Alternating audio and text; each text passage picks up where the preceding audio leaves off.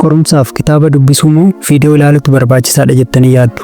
Bu'aa qorumsaa keessan ol kaasuu fi dandeettii keessan dabaluuf kitaaba dubbisuu moo viidiyoo ilaaluutu irra filatamaadha kan jedhu sababa isaa waliin viidiyoo kanaan gadi fageenyaan ilaalla. Na waliin tura.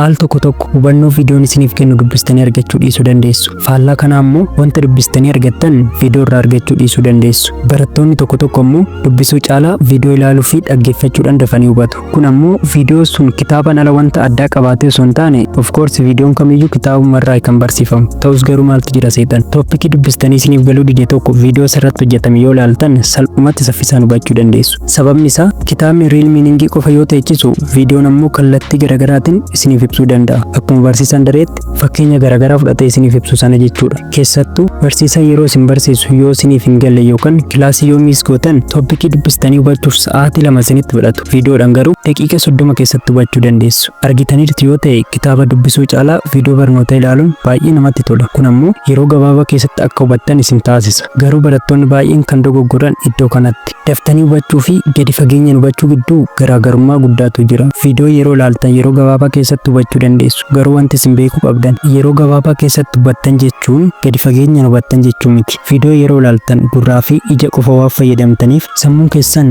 hirmaannaa baay'een taasisu. Kun ammoo wanti isin ilaaltan sun yeroo dheeraadhaaf sammuu keessan keessa akka hin turre taasisa. Sababa kanaaf viidiyoo yoo ilaaltan yeroo sanaaf isiniif gala. Guyyaa muraasa booda garuu adda baafachuun isin rakkisa. Kana dhabamsiisuuf ammoo tooppikii barbaaddan irratti viidiyoo erga seeraan ilaaltanii booda gara kitaaba keessanii deebi'uun diip riidingii taasistu. Ergasii booda gaaffilee garaagaraa tooppikii sanaan wal qabatu dalaguun hagam akka hubattan of madaaluu dandeessu. Yeroo kana eessa akka hubattanii fi eessa akka hin hubanne akkasumas hagam akka hubattan sirriitti adda baafattu. Iddoon isiniif hin galle yoo jiraate irra deebitanii iddoo sana dubbisuu yookaan viidiyoo ilaaluudha. Yeroo viidiyoo ilaaltan wanti isin beekuu qabdan akkuma kilaasitti barsiisaadhaa barsiisatti garaagarummaan tiching istaayilii jiru. Viidiyoo irrattis garaagarummaa waan jiruuf viidiyoo isinitti toluu fi istaayilii isiniif galuun kan barsiisu barbaaddanii dhaggeeffachuu dandeessu.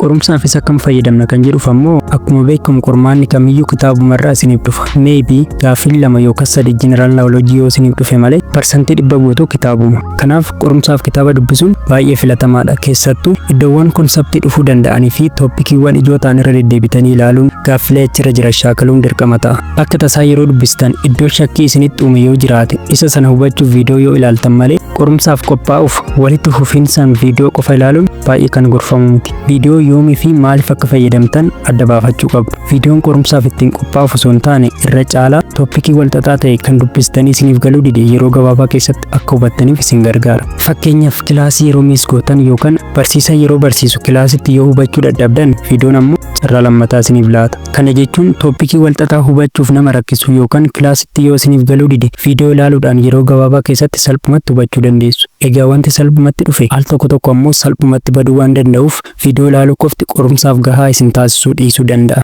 Asirratti wanti isin hubachuu qabdan viidiyoon qorumsaaf hin barbaachisu osoo hin taane yookaan qorumsaaf isin hin qopheessu osoo hin taane moor kitaaba yoo dubbistan carraan qorumsa qabxii bareeda deebisuu keessanii baay'ee olaanaadha. Sababni isaa isa viidiyoo ilaaltan sana caalaa isa kitaabarraa dubbistan sirriitti yaadattu waan ta'eef. Kanaaf viidiyoo qofa ilaaluun qorumsaaf qophaa'uudha akkasumas kitaaba qofa dubbisuun tooppikii walxaxaa ta'e waliin rakkachuurra lamaan isaaniitu yoo waliif fayyadamtan tarree barattoota tooppii ta'an keessa hiriiruu dandeessu. Walumaa galatti kitaabni iddootti barbaachisutti kitaaba, viidiyoon iddootti barbaachisutti ammoo viidiyoo ilaaluun hubannoo keessanii fi bu'aa qorumsaa keessan haalaan fooyyessuu dandeessu. Viidiyoon har'aaf qabadhe kana fakkaata. Yoo isinitti tole laayikii gochuun dagatinaa. Tarii shortinootti bareeda ta'e barreeffachuun kan isin rakkisaa jiru yoo ta'e viidiyoo kana ilaaluun fiiksi gochuu dandeessu.